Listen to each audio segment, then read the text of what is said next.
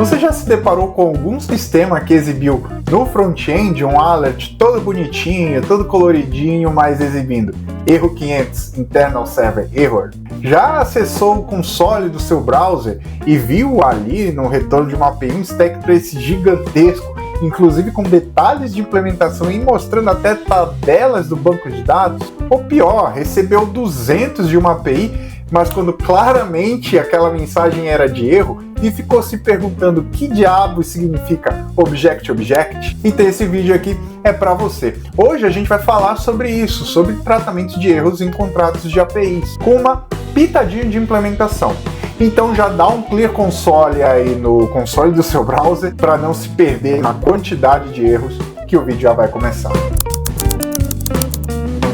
Olá devs, eu sou Bernardo Lobato e hoje, seguindo nossa playlist de design de APIs, vamos falar sobre esse tema tão negligenciado, mas ao mesmo tempo tão super valorizado por alguns devs, que é o tratamento de erros no retorno da API. Quem aí que é front-end nunca teve problema para conseguir mapear um retorno nebuloso daquela API que a gente está integrando? E quem também, atire a primeira pedra, quem nunca desenvolveu uma API que retornava 200 para tudo, inclusive em caso de erro? Pois fique você sabendo que esse é o mais próximo de um crime que se pode cometer quando está falando de design de APIs. Brincadeiras à parte, isso é realmente grave, porque retornar um erro 200, quando claramente deveria retornar um 400 alguma coisa, ou mesmo um 500, pode trazer bem problemáticos, como por exemplo, você engana o seu API Gateway que não entende que aquilo é um erro, então não toma as devidas providências que ele normalmente tomaria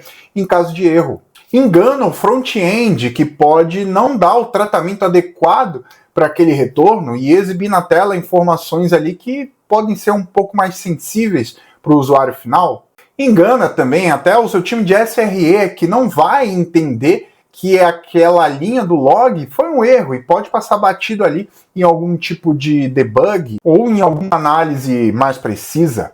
E sem falar, né, gente, que deixa a sua API com um design pobre, como se fosse feita com pouquíssimo cuidado durante a fase de desenvolvimento. Então, no vídeo de hoje, a gente vai entender primeiramente o que a gente pode entender como um erro dentro do contexto de um contrato de APIs, como podemos, que alternativas nós temos para tratar esses erros dentro do código, mas sem entrar muito em detalhes de implementação. E por fim, entendermos a melhor maneira, melhor dizendo, de devolver esse objeto de erros para o nosso consumidor, para o nosso usuário final. Você sabia que existe uma RFC que trata exclusivamente disso? Mas a gente chega lá. Lembrando, gente, que se você ainda não viu os vídeos anteriores dessa série, eu vou deixar a playlist linkada aqui em cima no card, tá bom? É legal acompanhar todos os vídeos semanalmente, porque a gente está seguindo uma certa progressão aqui dentro dos nossos assuntos, combinado? Mas antes da gente falar sobre esse retorno propriamente dito, vamos dar um passinho para trás. Prometo que vai ser rápido, mas a gente precisa contextualizar. O que a gente pode entender como um erro dentro de um sistema, ou mais especificamente aqui para o tema do vídeo, dentro de uma API? Aí no ecossistema que você escolheu para desenvolver o seu back-end ou sua API, certamente existe uma maneira nativa de lidar com erros e exceções, desviando do fluxo principal. As principais linguagens modernas lidam com essas situações através de classes próprias, como o exception ou error. Existem diferenças entre as duas, tá? Mas para os efeitos desse vídeo, que é um pouco mais alto nível, eu não vou entrar nesse nível de detalhe, ok? Nesses casos, uma exception ou um erro é um mecanismo próprio da linguagem que sinaliza e interrompe o fluxo principal do programa quando ocorre uma situação inesperada ou um erro, permitindo que ele seja tratado de forma controlada. Muitos devs não sabem, mas em linguagens como Java ou C#, criar um exception dentro do seu código pode ser custoso, tecnicamente falando. Ao dar um throw new exception, a JVM, no caso do Java, ou o outro runtime da linguagem que você está usando em questão, precisa capturar o stack trace, ou seja, toda aquela linha de chamadas até aquele momento, e encapsular em um objeto, ou mesmo imprimir na tela, ou jogar em algum log. Em sistemas de altíssima performance, como um gateway de pagamento, por exemplo, usar exceptions em problemas corriqueiros, como, sei lá, a validação de um CPF, pode degradar o tempo de resposta, a eficiência do sistema significativamente. Acho que basicamente o que eu quero dizer aqui é que validação ela não é exceção. Se o usuário errou um campo, de fato, isso é alguma coisa esperada, né? Pelo menos espera-se que isso seja tratado. Acredito que uma exceção, né, nesse contexto seja algo um pouco mais crítico, como o banco de dados caiu, o banco de dados locou, ou, sei lá, acabou o espaço em disco, enfim. Nesses casos, talvez seja importante a gente tratar como erro definitivamente. Além disso, o uso excessivo de exceptions é comparado por muitos profissionais com uma espécie de go-to moderno.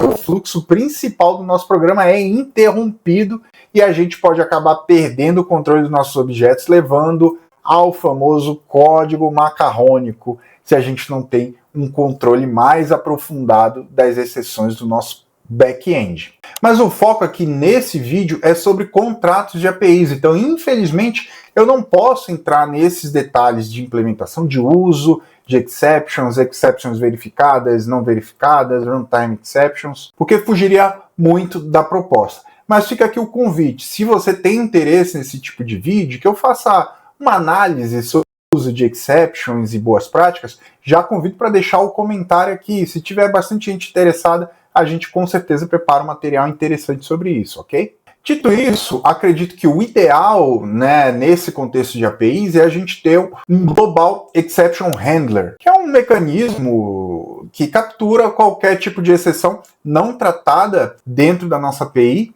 e a gente pode fornecer comportamentos customizados para essas exceções. Esse handler é a peça que vai traduzir exceções técnicas em erros de contrato. Normalmente ele é um componente centralizado, como um middleware ou um interceptor, que escuta todos os erros que não foram tratados nos controllers ou nas camadas abaixo, e é um componente que já está presente, né, dentro dos principais frameworks das principais linguagens da programação.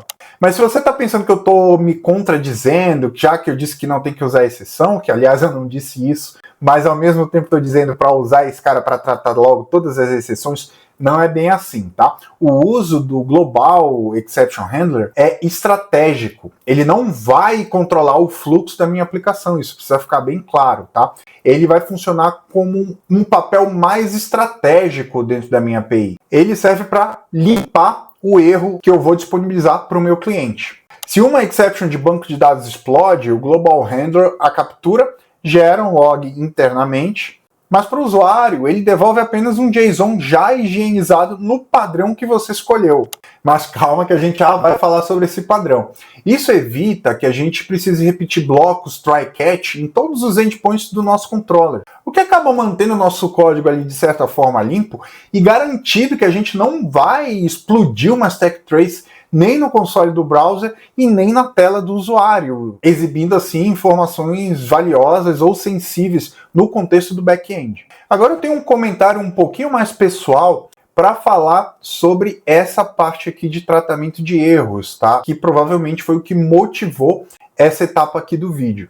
Recentemente eu participei de uma consultoria dentro de um projeto que visava reduzir os custos de uma infraestrutura num determinado provedor de nuvem. O que eu percebi durante a análise é que uma determinada API estava gastando um valor absurdo de logs, assim, muito fora do padrão, ainda mais levando-se em consideração que era uma API de homologação. E pasmem, gente, a gente conseguiu economizar mais de R$4.000 por mês por conta de stack traces que estavam sendo jogados em log, apenas adicionando esse tratamento centralizado e cuspindo ali no log uma mensagem padronizada. Além dessa redução óbvia de custos, que era o objetivo principal, a gente acabou alcançando outros objetivos muito mais importantes também, como a melhoria da nossa observabilidade, né? Então a gente conseguia extrair muito mais inteligência desses logs, uma vez que não era simplesmente um stack trace ali que é muito difícil de debugar. E conseguimos sanitizar ainda mais o nosso retorno para o nosso front-end. Portanto, vamos combinar aqui, Não vamos negligenciar esse tema de tratamento de erros e de log de stack trace, ok? Mas antes de continuar, peço que já deixa o like, checa se está inscrito no canal, checa se ativou o sininho. A cada like o YouTube distribui esse vídeo para mais 5 ou 10 pessoas. Então se você quer mais material como esse aqui no canal, aqui no YouTube, dá essa força aqui pra gente, combinado? Tá, mas se eu realmente não quiser utilizar exceptions para controlar o meu fluxo dentro da minha API, como eu faço então esse tratamento para saber que um retorno deu erro, que um retorno deu sucesso, qual erro, qual mensagem, etc. Calma que a gente já chega lá. Vamos primeiro falar da RFC 7807. Agora sim, vamos falar sobre padrões de retorno de erro nos contratos de APIs. Você sabia que existe uma RFC que define como deveria ser o retorno de um endpoint com erro em uma API HTTP? Exatamente, a RFC 7807. O link está aqui nos comentários, tá, gente? Mas como ela funciona? Vamos ver essa imagem aqui dos códigos HTTP.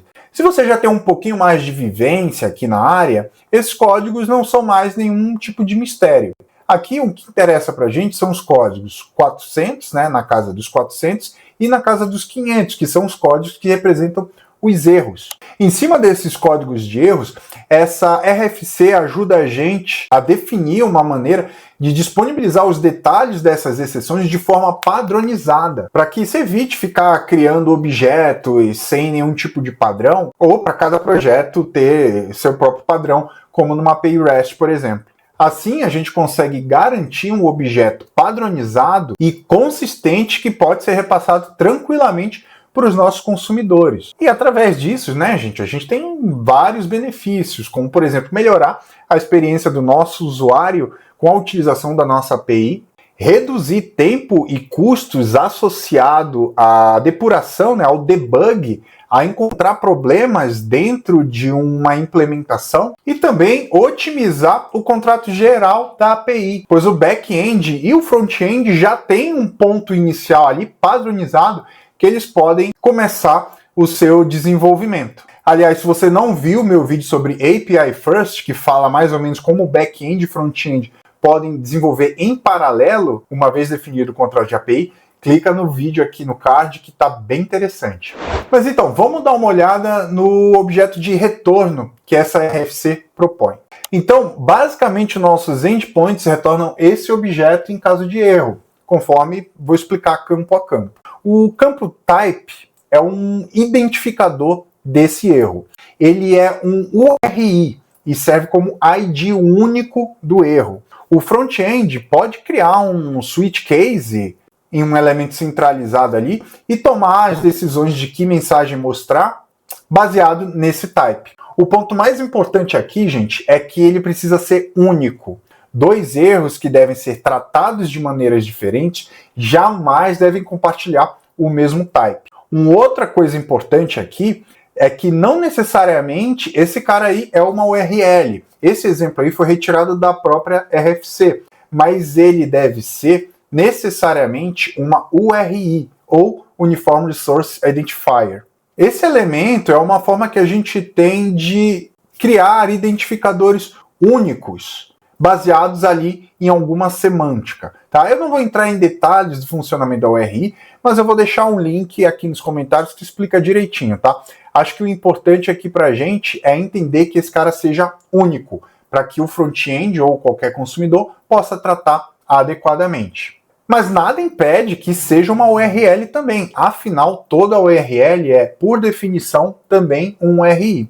Nesse caso é interessante que, se for uma URL, ela deve apontar para uma documentação específica desse erro. Isso pode ser muito interessante e demonstra maturidade ali no seu processo de desenvolvimento.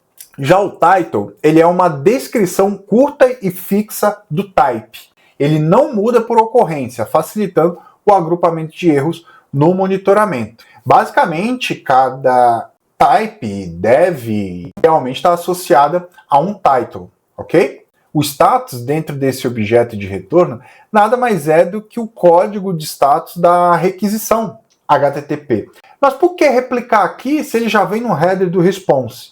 É uma replicação desejada, pois ele garante que mesmo que o log da nossa API perca o header, o corpo da mensagem ainda diga qual foi o erro.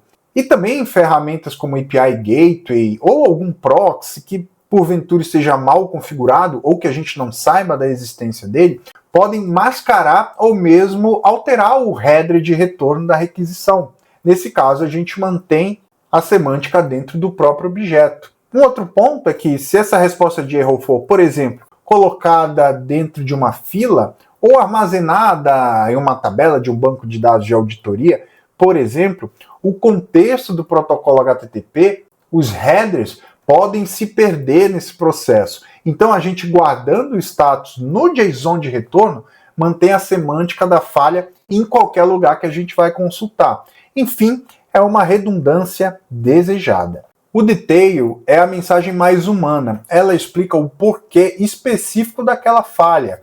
Nesse exemplo aí, o saldo do cidadão é 30 e o custo que ele quer pagar é 50. Mas atenção aqui, gente. Apesar de ser uma mensagem inteligível, não necessariamente ela tem que ser exibida para o usuário final, tem que ser exibida na tela. Apesar disso não estar formalizado na RFC, foi convencionado que essa mensagem ela é para ser lida pelo desenvolvedor.